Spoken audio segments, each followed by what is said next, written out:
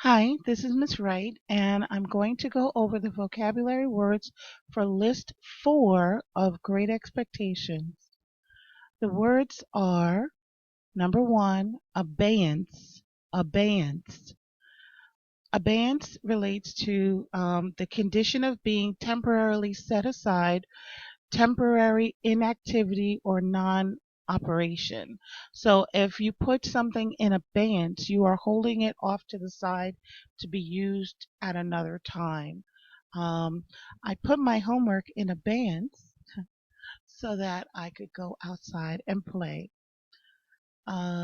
Or you might hold some money in abeyance off to the side that you plan to use at another time. The next word is alienate. Alienate. To turn away, push away, to cause somebody to change his or her previously friendly or supportive attitude and become unfriendly and unsympathetic or hostile. So to alienate is kind of like ostracize, which is a word I think we have. Ostracize, where you um, exclude someone, you reject someone, uh, and it implies kind of someone that you had been close to, someone that you had been friendly with, and that you no longer associate with that person. Augmented is added to. When you augment something, you increase it in size, you increase it in stature. So to add to something in order to make it larger or more substantial. When we did our home renovation, we augmented the house and added on a playroom and another bedroom. So we increased the size of the house. Augmented. Augur. Augur is to predict. Um, and it goes all the way back to the Greeks and Romans when they believed that nature had all these signs in it that foretold the future. So it's to suggest or indicate what will happen in the future or how well or badly things will turn out. So to augur is to have a sense of what's going to happen in the future or to make a prediction. Think of the word presentiment. Presentiment also um, talked about a feeling of something to come, and augur relates to that also. Congeniality is friendly, likable, pleasant, and suited to somebody's character or taste. There was a movie called Miss Congeniality, right? And congeniality is just that's the person in the room who's always making friends, always trying to be happy and helpful, has an upbeat personality. A congenial person is that bubbly, vivacious person that most people like to be around. Consigned. Consigned means to entrust or entrusted, gave over to care of another. They have things that are called consignment stores, where if you have nice clothing or nice handbags or things that you don't use anymore that you want someone to sell for you, you bring them to the consignment store, and once it's sold, you get a piece of the profit from that item. Uh, so consigned is to give over to someone else as a trust or give over to someone else to take care of that situation for you. Number 7 is consternation. Consternation is a state of paralyzing dismay, a feeling of alarm, confusion, or dismay, often caused by something unexpected. So if you've been taken by some sudden horrible news, you would be in a state of consternation. If you found out that you just went bankrupt, you would be you would experience consternation. Anything that takes you by shock or shocks you might cause you to feel consternation. Countenance is. Countenance is your face, somebody's face, or the expression on a person's face. So um, your countenance in poker has to be neutral because people try to read each other's faces to see if they have a good hand or not. So the expression on your face has to be neutral when you're playing certain card games so you don't give away your position. Okay? Detrimental. Detrimental is anything that's damaging, causing damage, harm, or causing a disadvantage. It's detrimental to neglect your studies if you want to do well in school. It's detrimental to drink, and because you could become an alcoholic, or to smoke because you could get lung cancer. Uh, the Surgeon General says that smoking is detrimental to your health. Epistle. Epistle is a letter, and the first 4 books of the New Testament Bible are called the epistles. Um, are called the gospel. The books after that are the epistles, where the disciples are writing letters to the new believers. An epistle, a book, a novel can be written as a series of letters. It's called an epistolary novel. I sent an epistle to my grandmother thanking her for the nice gift I received for my birthday. That's also an epistle. So any formal letter. Number 11 is execrated, which is denounced. You can think of the word repudiated.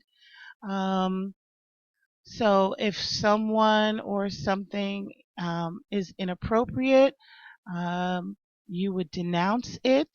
Um, you would reject it. To declare someone or something to be loathsome is execrated. In our story, Jaggers considers several of his clients to be loathsome, even though he still has to work with them. So execrated would relate to that. Um, by the end of stage 2, Pip is going to meet someone that he considers to be loathsome. Execrated would relate to that. Felicitous is lucky, happy, or fortunate.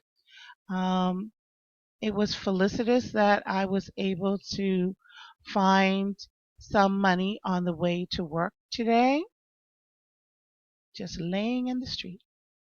Number 13, fidelity has to do with being faithful, being loyal. I appreciated the fidelity of my good friend. We've known each other for over 30 years.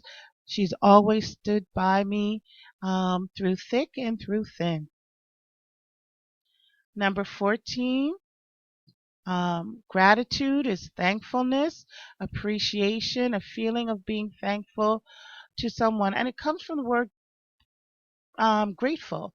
Gratitude comes from grateful, and it means to be grateful, to be thankful, to show appreciation for what someone has done for you. Ignominiously, that's a great word, and it means without honor. Ignominy is without honor. So here it says shamefully, humiliatingly, involving a total loss of dignity and self-respect, and making somebody or something appear shamefully weak and ineffective. So you can hear how without honor would relate to this word. So no one wants to be regarded as ignominious. No one wants to be humiliated. No one wants to be shamed or be considered dishonorable. Ignominy in some societies, if a man experienced ignominy, he would commit suicide. He would not want to live after that. Okay. Journeyman. A journeyman is an artisan, meaning a craftsman, a skilled worker who has completed an apprenticeship and is fully trained and qualified, but still works for an employer. And in our book, that's Orlick. Orlick was a journeyman in stage one. In stage two, he leaves the profession and goes to work for Miss Havisham. Magnanimous. Magnanimous means generous, um, in forgiving, noble in character, very generous, kind, or forgiving. The magnanimous person in our story is Joe. When Pip slights him, when Pip doesn't remember him and doesn't contact him, Joe doesn't hold it against Pip. He just recognizes that as part of Pip's growing up, and he forgives him, even though Pip ends up feeling guilty about it and knows that he's wrong. So Joe is being magnanimous towards Pip. Pip will need to learn how to be magnanimous towards others. Sagaciously is sagacious means wisdom. Sagaciously means intelligently, wisely, having or based on a profound knowledge and understanding of the world, combined with intelligence and good judgment. So, a sagacious person is a wise person, someone who's learned, someone who has a lot of experience and has really learned life lessons. Okay, here's some of our favorite words. Superciliously, showing haughty disdain. Remember Aquila and the bee? She used the term supercilious gardener. Full of contempt and arrogance. So someone who is supercilious thinks a lot of themselves, almost to the point of making themselves appear ridiculous. So they're being pompous, they're being puffed up. The character in this book that most fits that description is Uncle Pumblechuck. He is a very supercilious person. Pip in stage two also shows some signs of being supercilious. Tithe is 1/10 of somebody's income or produce paid voluntarily as a tax for the support of a church or its clergy. So many religious institutions encourage their members to give a tithe. And the last word is unscrupulous, meaning without a conscience or a moral code. An unscrupulous person will lie, will cheat, will steal, will murder, and it won't even bother them because they have no moral compass.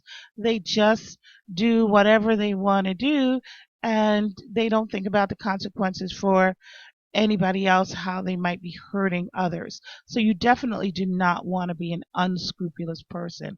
An unscrupulous person has no morals. Okay? All right. I hope this is some help to you. I would really like you to use it to study. I would also like you to use Quizlet. To study, just go to Quizlet, type Miss Wright THS and the name of our book, which is Great Expectations, and it should take you to the list of vocabulary words and other items related to Great Expectations. I hope you have a good time studying, and I hope to see you soon. Remember to subscribe and have a great day. Bye bye.